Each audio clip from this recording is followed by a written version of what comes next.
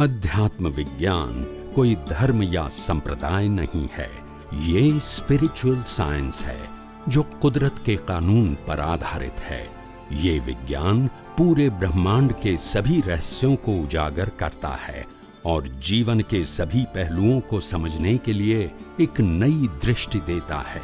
इसी को art of vision कहते हैं, दुनिया को देखने की एक नई दृष्टि, जो अध्यात्म विज्ञानी परम पूज्य स्वामी श्री कमलेशानंद जी के निर्देशन में सनातन सत्य का अनुसंधान कर हमारे जीवन को प्रकाशित करे। जय सच्चिदानंद। Books knowledge is only for this birth, and it's a viewpoint. Different kind of viewpoint. Any kind of book knowledge, धार्मिक हो, सामाजिक हो, के शैक्षणिक हो, it is only for this birth and viewpoint, and only for the social life, not for the moksha. હું ત્રણ વસ્તુ બોલી દઉં. It is a relative viewpoint, it is for current birth, it is not for carry forward, and it's a viewpoint. કે જે બધાના શું હોય? જુદા જુદા. યુનિવર્સલ ટ્રુથ નથી. હવે બુક્સ નોલેજ આ અવતાર પૂરતું છે, એનું તમને પ્રૂફ આપું, દરેક વસ્તુનું પ્રૂફ આપીશ.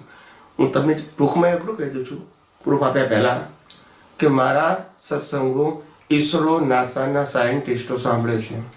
ના સમજાયું?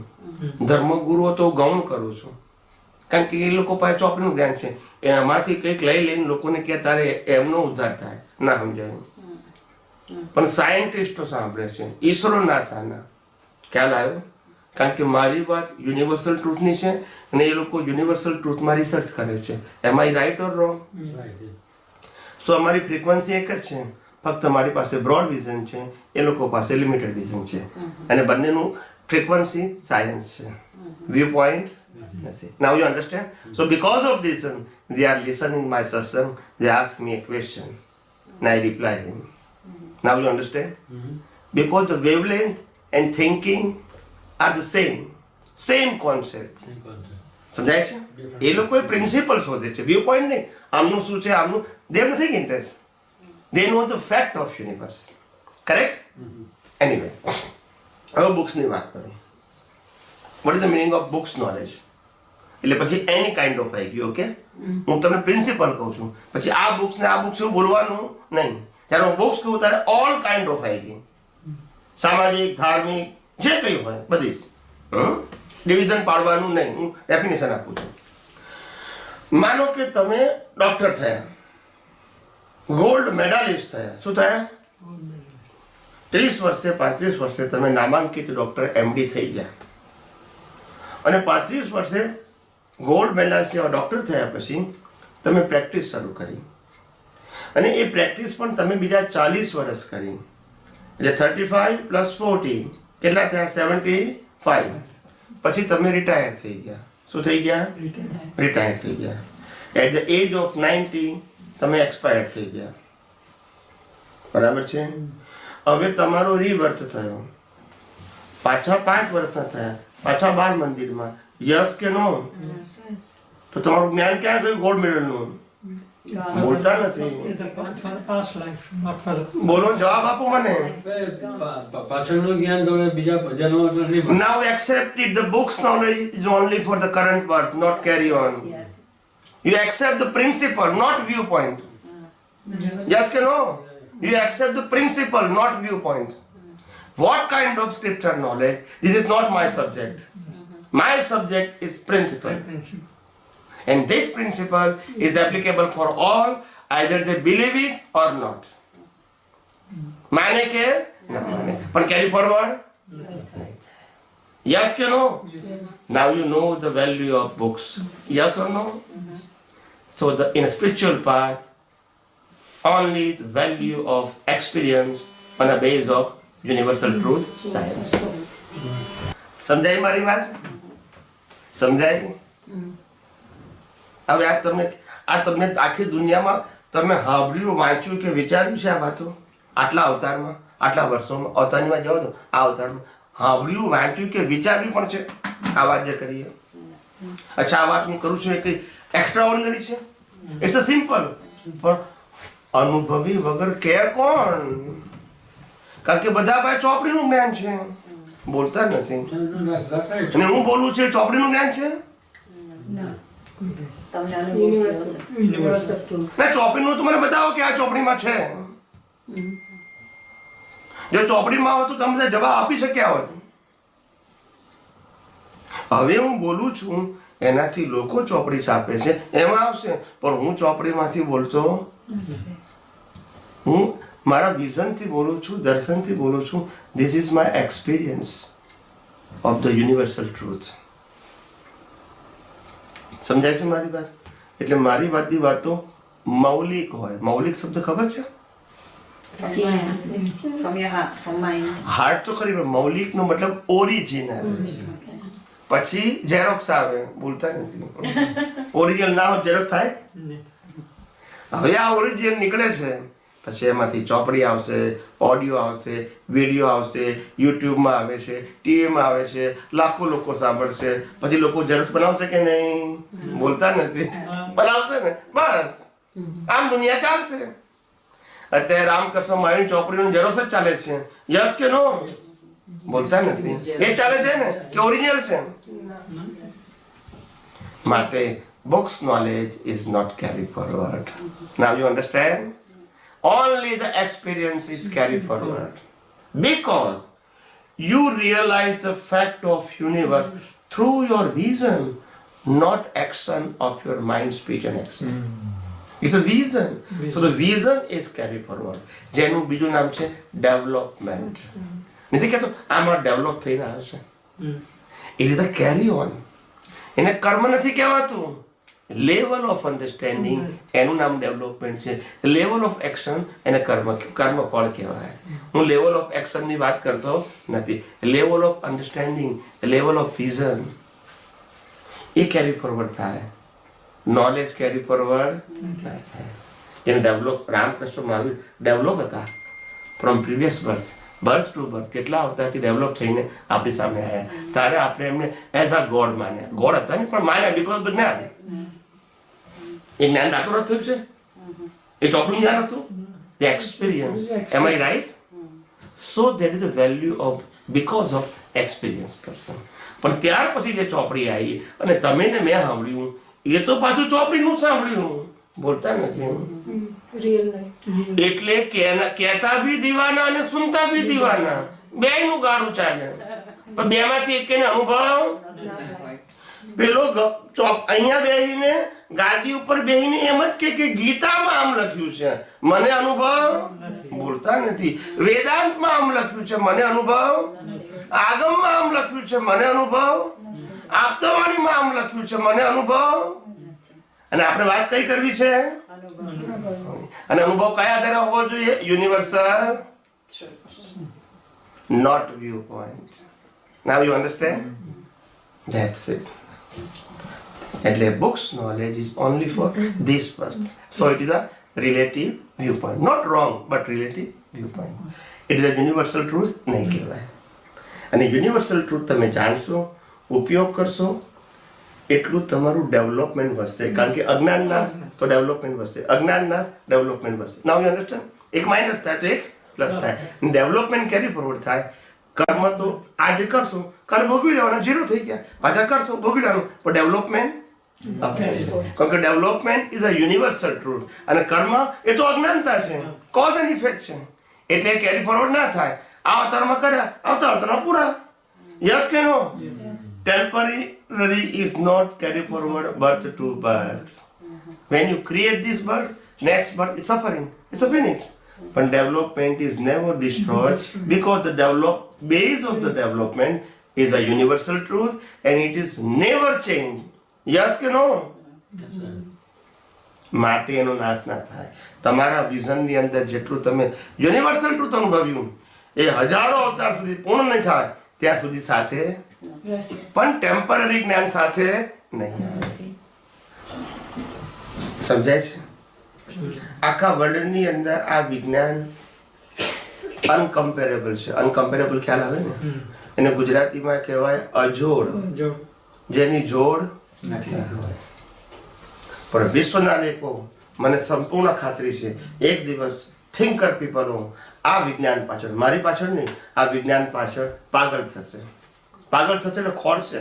વેર ઇઝ ફ્રોમ ખ્યાલ આવે છે ને, ક્યાંથી અમને મળશે એ ખોડશે. It's a unique science. શું છે? Not traditional science. યુનિક. એની જોડ ના હોય. સમજાય છે? એટલે તમને આજે જે વાત સાંભળવા મળી એ વાત રામકૃષ્ણ મહાવીરે અનુભવેલી એ હું તમને કહું છું. સમજાય છે? They realise, not speak. સમજાય છે? So that it is a universal truth. It is not my speech. It is not my vision. It is my experience of the universal truth. એ તો હતું જ, એનો મેં અનુભવ કર્યો એ હું તમને કહું છું. આવું અદ્ભુત સાયન્સ છે સાહેબ. અને આજે તમને જે સાંભળવા મળ્યું છે ને, જે ખજાનો, એ ખજાનો મેળવવા માટે મહાભારતની અંદર ભીષ્મ પિતામહ તડપતા હતા. વાંચી જજો, ચોપડી વાંચજો.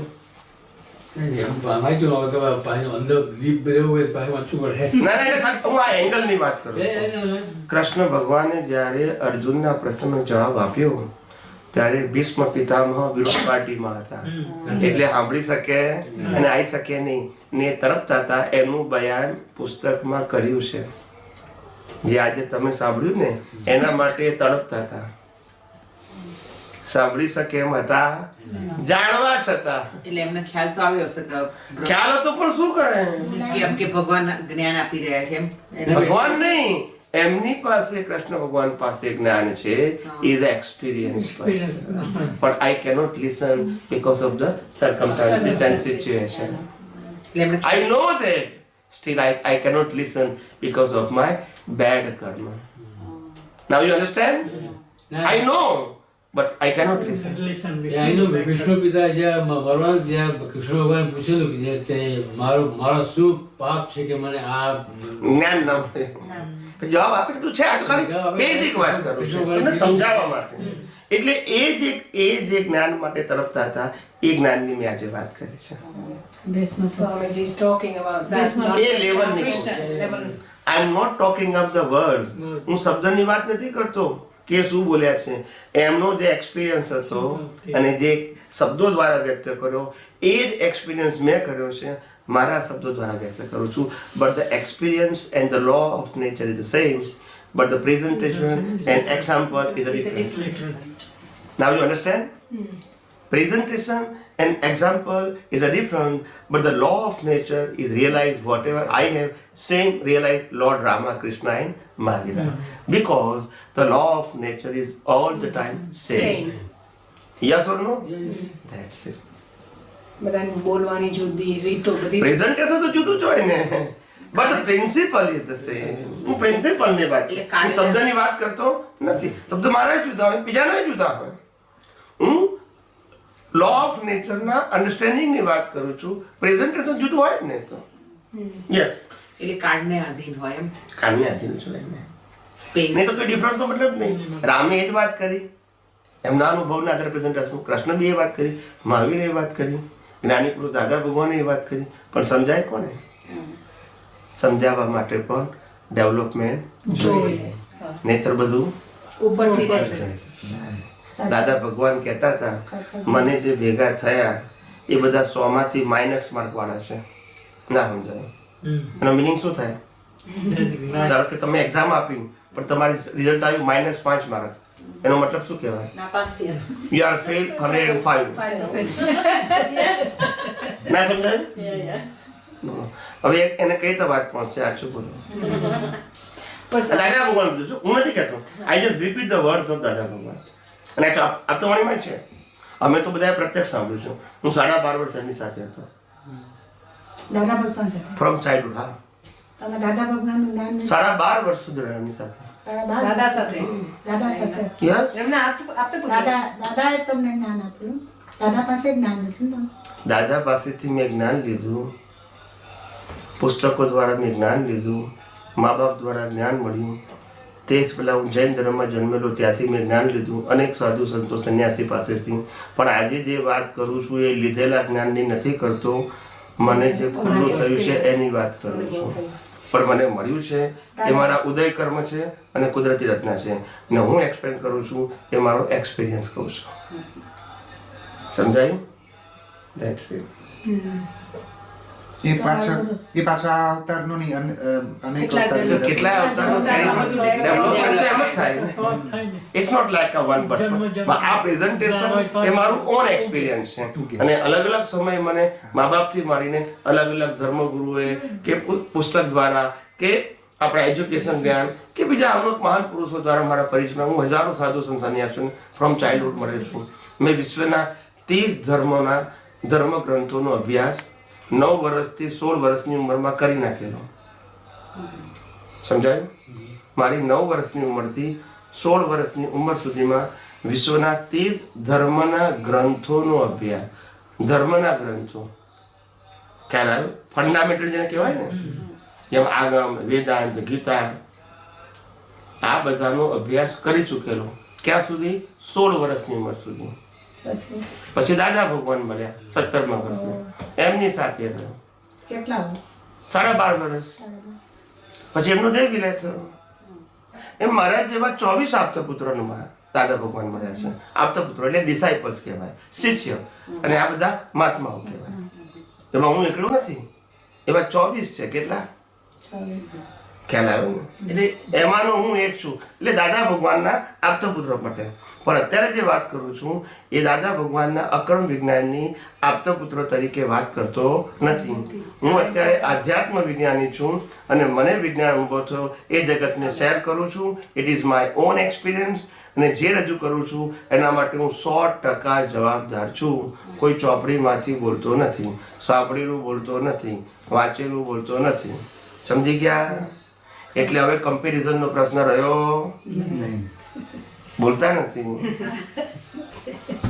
યસ કે નો? મારી ભૂલો તો મને કહો.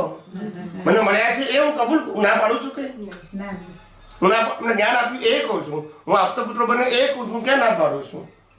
I never says કે it is wrong. It is a part of my life and I accept it. એટલે એમાં ક્વેશ્ચન નથી કરતો, પણ આજે જે કહું છું એ મારો અનુભવ છે. It's my own vision, own experience, and whatever I present it, I am whole and sole responsible for each and every sentence. આવું કોણ બોલી શકે? હું દરેક સેન્ટેન્સ માટે જવાબદાર છું. કોણ બોલી શકે? ચોપડી વાળો બોલી શકે? બોલી શકે?